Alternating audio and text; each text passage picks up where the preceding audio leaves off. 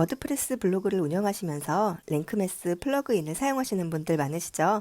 저도 유용하게 사용하고 있는데요. 이 랭크매스 플러그인은 구글이 좋아하는 형태의 글을 쓸 수 있도록 도와주는 기능이 많아서 티스토리 블로그를 운영할 때는 미처 알지 못했던 구글 SEO에 대해서 저절로 알게 되는 부분이 많기 때문에 만족하면서 사용하고 있어요. 링크매스는 내 글이 검색 엔진에 최적화된 글인지 그 수치를 100점 만점으로 점수화시켜서 보여주거든요. 그러다 보니까 좀 더 높은 점수를 얻기 위해서 많은 분들이 노력을 하시는데요. 제가 유튜브에서 워드프레스 무료 강의나 관련 영상들을 찾아보면 100점까지 맞으려고 노력할 필요는 없다. 최소 70점 이상만 넘기면 된다. 이렇게 애드센스 고수분들이 이야기를 하시더라고요. 그래서 저도 70점 정도를 최하 점수로 잡되 그래도 조금 더 높으면 좋지 않을까 싶어서 80점 이상이 되도록 신경 쓰면서 글을 작성하고 있어요. 얼마 전에 한 구독자님께서 저에게 메일을 보내주셨는데요. 랭크매스 플러그인을 사용하긴 하는데 그에 따라서 어떻게 글을 수정해야 되는지, 그러니까 점수를 조금 더 높이려면 글을 어떻게 써야 하는 건지 알려주셨으면 좋겠다 하는 내용이었어요. 그런데 저도 워드프레스에 대해서는 이제 공부해 가면서 배워가는 초보자 입장이다 보니까 죄송하지만 말씀드릴 만한 실력이 안 된다 이렇게 답장을 보내드리려다가 생각해 보니까 제가 워드프레스 블로그에 대해서 아는 거는 별로 없지만 저는 이렇게 글을 써서 80점대 이상으로 점수를 유지하면서 글을 발행하고 있다. 이런 정도는 말씀을 드릴 수가 있겠더라고요. 제가 글을 쓰는 방식은 참고만 해주시고요. 내용 중에 그동안 미처 몰랐던 부분이 있으시다면 한 가지라도 알아가셔서 랭크매스 점수를 조금이라도 더 올리실 수 있다면 좋겠습니다. 새 글 추가 버튼을 누르시면 새 글을 작성할 수 있는 페이지가 나오죠. 스크롤 하셔서 하단을 내려보시면 랭크매스 검색 엔진 최적화라는 박스가 나오는데요. 하단에 보시면 크게 네 가지로 항목이 구분이 돼요. 이 화면은 제목도 본문도 어떤 글도 쓰지 않은 상태이기 때문에 모든 항목에 X자로 표시가 되고 있지만 각 항목에서 이야기하는 부분을 충족시키면 초록색 확인 표시로 바뀌어요. 그리고 모든 항목의 총 점수가 우측에 빨간 테두리로 표시한 부분에 나타나고요. 지금은 0점이라서 빨간색으로 보이지만 점수가 높아질수록 이 빨간색이 주황색으로 바뀌었다가 노란색으로 바뀌었다가 또 초록색으로 바뀌어요. 그렇게 시각적으로 보여주니까 괜히 신경이 더 쓰여서 점수를 더 올리고 싶은 마음이 생기더라고요. 자, 그럼 랭크매스 점수를 어떻게 하면 높일 수 있는지 제가 아는 선에서만 이야기할게요. 6가지 항목이 나오는데요. 하나씩 살펴볼게요. SEO 제목에 포커스 키워드를 추가해 주세요. 포커스 키워드란 말은 앞으로 계속 나와요. 너무나 중요하기 때문인데요. 포커스 키워드는 말 그대로 핵심 키워드라고 말할 수가 있어요. 예를 들어서 근로장려금을 신청하는 방법에 대해서 글을 쓰려고 한다 하면 포커스 키워드를 근로장려금 신청으로 정할 수 있겠죠. 저의 경우에는 포커스 키워드를 2단어부터 최대 3단어까지 조합을 해요. 근로장려금 이렇게 한 단어로 하면 너무 광범위해서 제 글이 노출될 확률이 적을 것 같아서요. 근로장려금 신청, 근로장려금 지급일 이런 식으로 주요 키워드와 세부 키워드를 포함해서 포커스 키워드를 정하고 있어요. 포커스 키워드를 정했다면 글 제목에 포커스 키워드가 꼭 들어가야 해요. 그리고 정해진 포커스 키워드는 랭크매스 검색 엔진 최적화 부분 포커스 키워드를 입력하는 부분에도 똑같이 입력을 해주셔야 돼요. SEO 메타 설명에 포커스 키워드를 추가해 주세요. 용어가 참 어려운데요. 쉽게 말하면 글의 가장 처음 부분이라고 생각하시면 될 것 같아요. 저는 글의 가장 첫 부분에 이번 글에서 어떤 것에 대해 이야기할 것인지를 언급하는데요. 너무 길지 않게 2줄이 넘어가지 않게 작성하고 있어요. 이때에도 포커스 키워드를 삽입해야 한다 이런 이야기입니다. URL에 포커스 키워드를 사용해 주세요. 이 항목은 신경 쓸 필요가 없어요.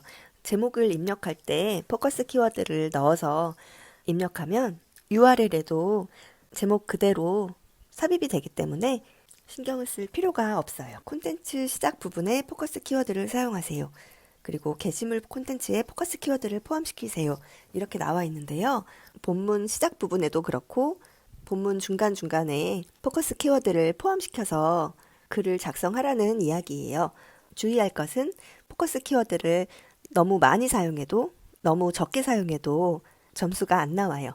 적당히 사용하면 되는데요. 적당히가 어느 정도인지 몇 번을 사용하라는 건지 감이 안 오실 수도 있는데요. 다음 항목들에 대한 설명을 이어서 들어보시면 어렵지 않게 느껴지실 거예요. 이따가 또 언급이 되거든요. 일단 계속 이어갈게요. 글은 600개에서 2500개 단어 정도의 길이가 되어야 합니다. 저의 경우에는 애드센스 승인을 받기 전에는 최소 600단어 이상 꼭 지켜서 글을 쓰고 이 항목에서 점수를 받기 위해서 노력했는데요. 애드센스 승인을 받고 난 지금은 글 분량에 크게 신경 쓰지 않고 있어요. 쓰다 보면은 주제에 따라서 길어지는 글도 있고 길게 쓸 필요 없는 글도 있잖아요. 단순히 분량을 길게 하기 위해서 문장을 길게 늘어뜨리고 이렇게 글을 쓰는 거는 별로 좋지 않다고 생각해서요. 그래서 이 항목은 저는 크게 신경 쓰지 않는 부분이에요. 부제목에 포커스 키워드를 사용하세요. 이렇게 나와 있는데요. 블로그에 글을 쓸 때는 큰 제목과 부제목 H 태그를 순서대로 적절히 사용해주면 좋은데요. 부제목에도 포커스 키워드를 사용해주라는 이야기입니다. 모든 부제목에 다 넣어주라는 얘기는 아니고요. 군데군데 적당히 몇 번 사용해주면 될 것 같아요. 포커스 키워드를 대체 텍스트로 사용해서 이미지를 추가합니다. 본문을 작성하다 보면 중간에 이해를 돕기 위해서 이미지를 삽입하는 경우가 있잖아요. 이미지를 삽입할 때 이미지를 설명해주는 대체 텍스트를 꼭 넣어야 하는데요. 이 대체 텍스트를 입력할 때 포커스 키워드를 삽입해서 입력을 해주면 랭크매스 점수를 받을 수가 있습니다. 키워드 밀도가 0입니다. 키워드의 밀도는 1% 근처가 목표치입니다. 제가 앞에서 포커스 키워드를 본문 안에서 너무 많이 삽입해도 안 되고 너무 적게 삽입해도 안 좋다고 말씀드렸는데요. 포커스 키워드는 본문 텍스트의 1% 정도를 차지하는 게 이상적이라고 해요. 글쓰기도 어려운데 본문의 1%를 차지하는 게 어느 정도인지 포커스 키워드를 몇 번을 쓰라는 얘기인지 우리가 알 수가 없잖아요. 그런데 걱정하실 게 없어요. 글을 쓰다 보면 글을 쓰는 즉시 이 포커스 키워드의 밀도가 퍼센트로 반영이 돼서 나타나거든요. 그리고 키워드의 밀도가 이 항목의 목표치에 도달하면 초록색 체크 표시로 항목의 아이콘이 바뀌어요. 그래서 저는 글을 작성할 때 포커스 키워드를 그렇게 크게 신경 쓰지 않고 일단은 글을 작성하고요. 쓰고 나서 밀도 확인한 다음에 밀도가 부족하면 글 중간중간에 포커스 키워드를 끼워 넣고요. 밀도가 너무 높게 나오면 컨트롤 F키를 눌러서 포커스 키워드가 입력된 부분을 확인한 다음에 키워드를 삭제해도 되겠다 하는 부분은 포커스 키워드를 지우고 다른 단어로 대체한다든지 이런 식으로 초록색 아이콘이 뜰 때까지 조정을 하면서 글을 쓰고 있어요. URL을 사용할 수 없습니다. 짧은 URL을 추가합니다. 제가 캡처한 화면이 아무 제목도 쓰지 않은 상태라서 URL 주소가 완성되지 않아서 이런 거고요. 글 제목만 삽입하면 이 항목은 가볍게 통과할 수 있어요. 글 제목은 너무 길지 않도록 하는 것이 좋다고 해요. 외부 링크를 삽입하면 통과되는 부분이에요. 글을 작성하다가 도움이 될 만한 정보가 외부 사이트에 있는 경우에는 외부 링크를 남기면 되는데요. 저는 불필요한 외부 링크를 굳이 삽입할 필요는 없으니까 이 부분은 크게 신경 쓰지 않고 있어요. 대신 워드프레스 블로그에 글을 쓰다가 연관된 주제의 글이 제가 운영하고 있는 티스토리 블로그에 작성되어 있다면 그 글의 링크를 삽입해 두기도 해요.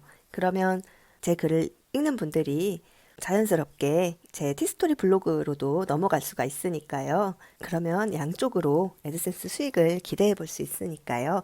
그런 식으로 가끔씩 외부 링크를 남기고 있습니다. 내부 링크를 콘텐츠에 추가합니다. 워드프레스 블로그 안에 내가 기존에 작성해 둔 글의 링크를 삽입하면 되는데요. 내 블로그에 방문한 사람들이 그 링크를 눌러서 자연스럽게 이전 글도 읽을 수 있고 그러다 보면 내 블로그에 더 오래 머무를 수 있으니까 블로그 지수를 높이는 데도 좋겠죠. 저는 글 맨 하단에 관련 글 더보기와 같은 형태로 이전 글 몇 개를 불러와서 삽입하는 방식으로 랭크매스 점수를 높이고 있어요. 혹시 내부 링크 삽입하는 방법을 모르시는 분들도 계실 수 있으니까 간단하게 방법을 알려드리도록 할게요. 링크 아이콘을 클릭해 주세요. 그러면 URL을 붙여넣기 할 수 있는 작은 창이 뜨는데요. 그 창의 우측에 톱니바퀴 링크 옵션 아이콘을 클릭하시면요. 이전 글을 불러올 수가 있습니다. 이 내용에 집중 키워드를 설정하세요. 이전 글들에서 사용했던 포커스 키워드를 중복해서 사용하지 말라는 거예요. 예를 들어서 탈모 방지라는 포커스 키워드를 이전 글에서 한번 사용했던 적이 있다. 글이 반응이 너무 좋아서 비슷한 내용의 주제로 글을 쓰고 싶다. 그런 경우에는 탈모 예방과 같은 포커스 키워드를 생각해 볼 수도 있겠죠. 이런 식으로 포커스 키워드를 글마다 다르게 하라고 이야기를 하고 있어요. 콘텐츠 AI를 사용하여 포스트를 최적화하십시오. 콘텐츠 AI는 랭크매스 유료 버전에서 사용할 수 있는 기능이에요. 저는 현재 무료 버전만 사용하고 있기 때문에 이 부분은 무시하고 있습니다. SEO 제목의 앞부분에서 포커스 키워드를 사용합니다. 가장 먼저 언급했던 내용과 겹쳐지는 내용이에요. 제목의 포커스 키워드를 사용하라는 얘기예요. SEO 제목에 숫자가 포함되어 있지 않습니다. 제목에 숫자가 들어가면 가독성을 높여준다고 해요. 랭크매스 점수 높이는 방법이라는 제목보다 랭크매스 점수 높이는 방법 5가지 이런 식으로 숫자가 들어가면 좀 더 클릭하고 싶은 마음이 드니까 그런 이야기 같은데요. 그런데 글을 쓰다 보면 제목에 숫자를 넣는 게 불필요한 주제들도 많잖아요. 그래서 이 항목도 저는 숫자가 필요할 땐 넣고 아니면 말고 이런 식으로 크게 신경 쓰지는 않는 항목이에요. 목차를 사용하여 텍스트를 분해합니다. 텍스트를 분해한다는 말이 좀 어색하긴 한데 영어 문장을 한글로 번역을 하다 보면 이렇게 약간 어색한 표현들이 보이는 것 같아요. 그냥 목차를 사용해라 이렇게 이해하면 될 것 같은데요. 저는 목차 플러그인을 사용하고 있어요. 이 플러그인을 사용하면 글을 쓸 때 부제목을 정해서 H태그로 지정해 두면 글 상단에 자동으로 부제목들만 나열된 목차가 만들어져요. 목차를 만들어주는 플러그인을 사용하면 이 항목을 통과하는 데 별로 어려움이 없습니다. 참고로 제가 사용하는 녹차 플러그인은 무료로 제공되는 플러그인이니까 부담 없이 한번 사용해 보시는 것도 좋을 것 같아요. 가독성과 UX 향상을 위해 짧고 간결한 문단을 추가합니다. 쉽게 말해서 방문자들이 읽기 편하게 문단을 나누라는 얘기예요. 한 문단의 내용이 너무 길지 않게, 그래서 읽기 편하게 줄을 내려서 문단을 나눠서 글을 작성해주면 이 항목도 가볍게 통과할 수가 있어요.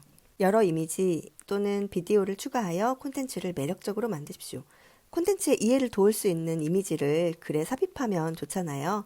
저는 이 부분도 크게 신경 쓰지는 않아요. 제가 워드프레스 블로그에 올린 글들 중에는 썸네일 하나만 올린 글들이 많거든요. 하지만 가능하다면 내용이 도움이 되는 이미지를 삽입한다면 텍스트만 있는 것보다는 글을 읽기가 더 좋겠죠. 이 항목은 이미지를 추가하면 바로 통과할 수 있는 항목이라서 가볍게 생각하셔도 좋을 것 같아요. 랭크매스 검색 엔진 최적화에 대한 4가지 큰 항목에 대해서는 모두 알아봤고요. 마지막으로 한 가지 놓치기 쉬운 부분이 있어서 말씀드릴게요. 이 부분은 랭크매스 검색 엔진 최적화 박스 밖으로 스크롤을 이동해 보시면 찾으실 수 있으실 텐데요. 특성 이미지라는 항목이에요. 의외로 모르시는 분들이 많으시더라고요. 이 특성 이미지 부분은 바로 썸네일을 등록하는 곳이에요. 특성 이미지 설정 버튼을 누르고 들어가시면 썸네일을 등록할 수가 있어요. 제가 다른 이미지 없이 썸네일 하나만 등록한 글들이 많다고 말씀드렸는데요. 저는 워드프레스 블로그에 글을 쓸 때 일단 본문을 다 써놓은 다음에 썸네일을 만들고 특성 이미지 설정으로 들어가서 썸네일 이미지를 등록하고요. 대체 텍스트 부분과 이미지 제목 부분에 포커스 키워드를 넣어서 문구를 지정해줘요. 이렇게만 해도 이미지를 추가하라는 항목과 포커스 키워드를 대체 텍스트로 사용해서 이미지를 추가하라는 항목, 이것들이 다 통과가 되거든요. 그렇게 랭크매스 점수를 올릴 수가 있습니다. 지금까지 랭크매스 점수 올리는 방법에 대해서 말씀을 드렸는데요. 한 가지만 더 말씀을 드릴게요. 저도 검색해보면서 알게 된 부분들에 대해서 아주 간단하게 설명을 드렸지만, 모든 제품의 답은 제품 설명서에 있는 것처럼 지금까지 말씀드렸던 모든 항목에 대한 자세한 설명들도 랭크매스 사이트에 다 설명이 되어 있어요. 물론 다 영어로 되어 있지만 요즘에는 번역 기능이 너무 잘 되어 있잖아요.